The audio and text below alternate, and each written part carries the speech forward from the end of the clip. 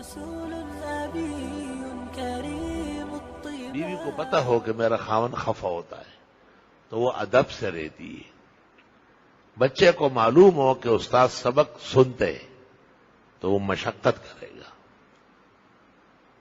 اب جہالت جب زیادہ ہوتی ہے تو کئی عورتوں کو کاٹتے ہیں، کئی ان کو ذبح کرتے ہیں، کئی ان کا قتل و غارت ہوتی ہے. بہت برا ہو رہا ہے. جناب رسول اللہ صلی اللہ علیہ وسلم نے فرمایا ہے احسنکم خلقا من کان احسن لأہلی وانا احسن لأہلی او کما قال. بہترین انسان وہ ہے اور اس کے اخلاق جمیل ہے جو گھر میں بھی اچھا ہو اور میں اپنے گھر والوں کے ساتھ بہترین سلوک کرتا ہوں. ام المومنین حضرت عائشہ رضی اللہ تعالی عنہ سے شمائل میں روایت ہے کہ جب میں بیمار ہو جاتی تو حضرت گھر کا کام خود کرتے. حالانکہ اور بھی ان کی سہیلیاں تھی. بخاری اور مسلم میں ہے کہ وفات رسول کے وقت 9 بیویاں تھی، لیکن آپ یہ نہیں کرتے تھے کہ ایک اور کو کہے کہ آپ یہاں آئیں. آپ خود کیا کام ہوتا، دودھ گرم کرنا ہے یا باہر سے لانا ہے یا کوئی برتن ادھر سے ادھر. وہاں تو یہ رہلے پہلے کاموں کے نہیں تھے، وہ تو دنیا کے کاموں کے لیے نہیں، آخرت کے لیے اللہ نے مبعوث فرمائے تھے. یہ چیزیں تو وہ ختم کر چکے تھے.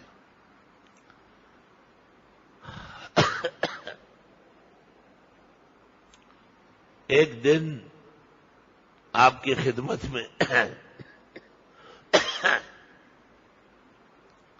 ایک دوسری بیوی نے کوئی کھانا بھیجا تو ام المومنین عائشہ کو غصہ آیا کہ میرا نمبر ہے اور عورتیں کیوں بھیج رہی. شرکت غیر گوارا نہیں غیرت میری کو، اور غیر کی ہو کے رہے یا شب فرقت میں رہے. تو انہوں نے جو ہاتھ مارا تو برتن ٹوٹ گیا.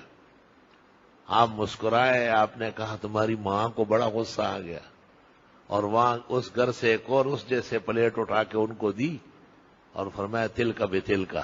آپ نے ان کا برتن توڑا، یہاں سے اٹھا کے دے رہا ہوں، اور کہا عائشہ علیک بالرفق، نرمی اچھی ہے، سختی نہ کرو.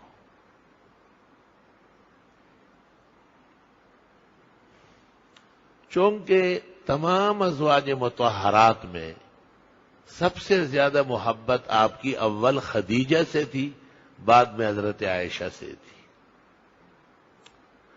آپ جب خدیجۃ الکبریٰ کا ذکر کرتے تھے تو آپ کے آنسو بہتے تھے.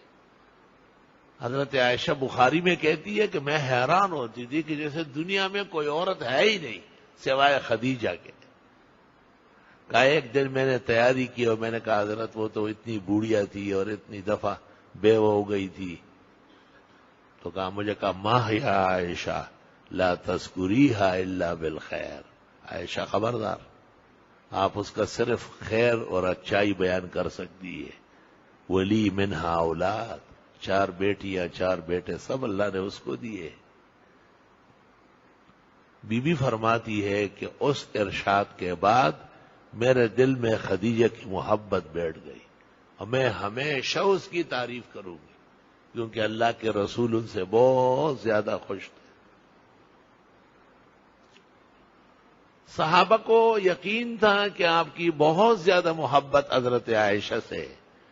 آپ دعا بھی کرتے تھے اللہم ھذا قسمی بین نسائی، کہ اللہ جو مجھ سے ہو سکتا تھا میں سب بیویوں سے عدل و انصاف کرتا ہوں. فلا تاخذنی فیما تملک ولا املک اے فیما احب عائشہ. خدایا اس میں مجھے نہ پکڑے جو آپ کے اختیار میں ہے، میرے اختیار میں نہیں ہے، کیونکہ عائشہ سے میری محبت زیادہ ہے. قدرتی اور دلی طور پر ہے. تو صحابہ کرام بیبیاں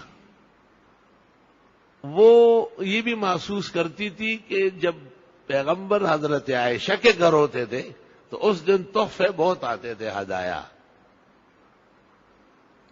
تو بیویوں نے پہلے ایک خاتون کو سمجھایا کہ حضرت کو کہے، لیکن آپ نے نہیں سنی. پھر فاطمہ الزہرا کو کہا. انہوں نے کہا کہ ابا جان آپ لوگوں سے کہے کہ آپ جہاں ہوں تحفے تو آپ کے لیے ہے، عائشہ کا انتظار کیوں کیا جاتا ہے؟ آپ نے ان کو دیکھا اور کہا میری بیٹی آپ مجھے اس طرح بات نہ کریں. صرف ایک بیوی ہے جن کے ساتھ پلنگ پر وحی آتی ہے اور وہ عائشہ ہے، باقی کسی بیوی کے ساتھ پلنگ پر جب میں لیٹا ہوں کبھی بھی جبریل یا وحی نہیں آئی. یہ ان کی فضیلت بیان فرمائی. لا الہ الا. تو امور تو اس طرح ہوتے ہیں جب میاں بیوی ادب والے ہو، علم والے ہو اور تعلیم والے ہو تو ان کا گھر سجتا ہے، اور جب جہالت ہو، ناخواندگی ہو، ضد و عناد ہو تو خطرناک صورتیں بھی پیش آتی ہیں. تواریخ میں بھی ایسا موجود ہے. لیکن اس کا نتیجہ یہ بنانا اور ایسا بل پاس کرنا کہ جی مرد کو عورت پر کوئی اختیار نہیں ہے، اور اگر عورت ناراض ہو جائے اور اس کا جی چاہے تو خاوند کو گھر سے نکالے 24 گھنٹے کے لیے یا 48 گھنٹے کے لیے. کیسے خاوند ہوگا کہ واپس آئے گا تو بھی خاوند ہوگا؟ تو خواجہ سرا کس کا نام ہوگا؟ ایوب خان کے زمانے میں یہ کوشش کی گئی تھی. وہ ان بے دینوں کا بڑا ابا جان تھا، اور اس نے کہا تھا کہ جس طرح مرد کو غصہ آتا ہے اور وہ طلاق دیتا ہے تو بیوی کو بھی غصہ آنے پر خاوند کو طلاق دے سکے گی. اس کا نام رکھا تھا عائلی قوانین. علماء نے سخت مخالفت کی اور اس کو غلط کہا. علماء دین کا کام یہی ہے. اگرچہ بت ہے جماعت کے آستینوں میں، مجھے ہے حکم اذاں لا الہ الا اللہ. اسی زمانے میں اچانک ایوب خان نے ایک اجلاس میں کہا کہ ہاں یہ ایک قانون تو میں کہتا ہوں غلط ہے، اس کو ختم کرو. یہ جو عورت خاوند کو طلاق دیتی ہے.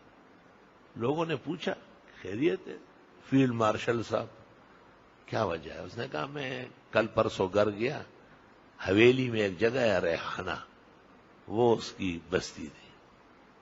تو کسی مسئلے پر میری بیوی ناراض ہو گئی تو اس نے مجھے کہا کہ آج تو آپ کو وارننگ دیتی ہوں، اگر آئندہ آپ نے ایسی بات کہی تو صدر ہوتے ہوئے بھی طلاق دے دوں گی. اور آپ نے خود قانون پاس کیا ہے کہ عورت مرد کو طلاق دے سکتی ہے، لہذا آئندہ آپ اس گھر میں داخل نہیں ہو سکیں گے. تو ان کو ہر موقع پر یہ شرم کے تپیڑے پڑے ہیں، مگر وہ شرم و حیا ہے کہاں جن کو شرم و حیا آ جائے. وہ تو یہ ایک طرف رکھ کے پھر امریکہ کو اور اپنے آقاؤں کو خوش کرتے ہیں. لا الہ الا اللہ. رسول نبی کریم